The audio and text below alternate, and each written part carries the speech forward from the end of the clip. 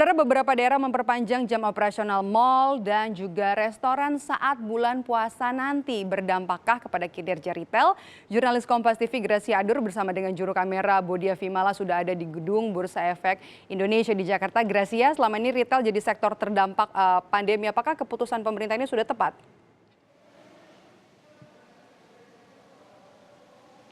Bulan Ramadan segera tiba. Ada kabar baik ditujukan kepada pelaku usaha khususnya industri retail.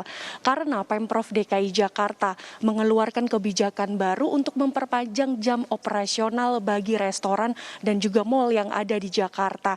Artinya ada pelonggaran jam malam, namun ini hanya dikhususkan pada bulan Ramadan saja.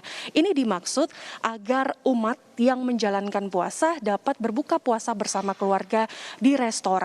Namun ada beberapa pengetatan protokol kesehatan yang perlu diketatkan di sini. Seperti biasa, yaitu batasan pengunjung hanya dibatasi 50%. Tentu ini memberikan sentimen positif khususnya bagi industri retail karena perlahan-lahan kegiatan ekonomi di mal semakin meningkat. Kalau menurut data dari riset CLSA Indonesia, tingkat daya beli masyarakat ini semakin meningkat, yakni ada sekitar 40 hingga 50% dari kondisi normal sebelum pandemi. Membaiknya kunjungan ini pertama dirasakan di mal atau tempat perbelanjaan dengan segmentasi kelas menengah atas, yakni 75%. Namun perbedaannya jika tempat perbelanjaan dengan segmentasi kelas menengah ke bawah ini hanya 40 hingga 50%. Namun ini menjadi harapan baru dan juga indikator baru untuk tergeraknya mulai optimisnya bagi seluruh para pelaku usaha khususnya yang bergerak di industri retail di beberapa bulan ke depan. Berikut ada pernyataan dari Presdir Sumber Alvaria Trijaya, Anggara Hans Prawira. Per Maret situasi menjadi lebih baik ya. Kita masih sangat optimis bahwa 2021 harusnya bisa lebih baik dibandingkan 2020. Ya. Keyakinan masyarakat saya kira kembali terlihat. Tentunya sebagai pelaku industri kita juga perlu mendorong bagaimana trust dan confidence itu bisa tumbuh.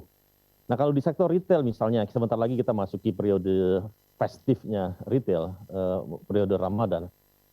Tentunya masing-masing pelaku retail mencoba untuk mengundang konsumen dengan mengeluarkan begitu banyak program-program promosi. Tentu dengan adanya kebijakan ini memberikan harapan baru. Namun kalau kita berkaca di emiten retail pada setahun terakhir ketika Indonesia mengalami pandemi COVID-19, ini sempat menurunnya kepercayaan konsumen dari skala 100 turun di bawah 70. Kemudian penjualan di saat bulan Ramadan di tahun 2020, indeks penjual real minus 20,6% dalam 2 dekade terakhir. Ini sangat dirasakan di sektor retail sendiri karena mengalami penurunan pendapatan, kemudian menanggung beberapa kerugian. Salah satunya karena harus meningkatkan protokol kesehatan, ini harus mengeluarkan biaya-biaya tambahan seperti disinfektan, hand sanitizer, alat pelindung diri.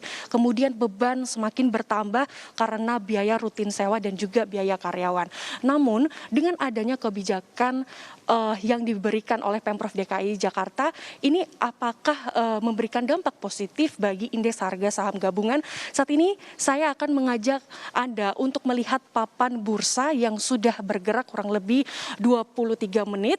Ini menunjukkan adanya terkoreksi di level 6.050, turun 0,31% atau terkoreksi 20 basis poin. Tentu kalau dilihat dari kondisi ini saudara, ini sama ketika yang terjadi pada hari Jumat 9 April kemarin. Ini kondisinya memang sempat melemah di 0,02% di level 6.070. Namun pelemahan yang terjadi saat ini masih dibilang dalam batas wajar.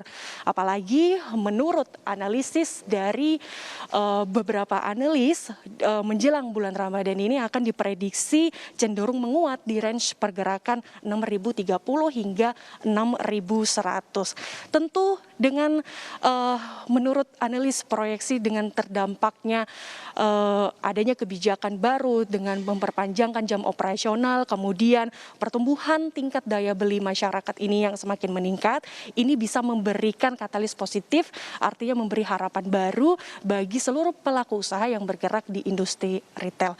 Medop, kembali ke studio. Terima kasih jurnalis Kompas TV Gracia Adur dan juga juru kamera Bodia Vimala langsung dari Bursa Efek Indonesia.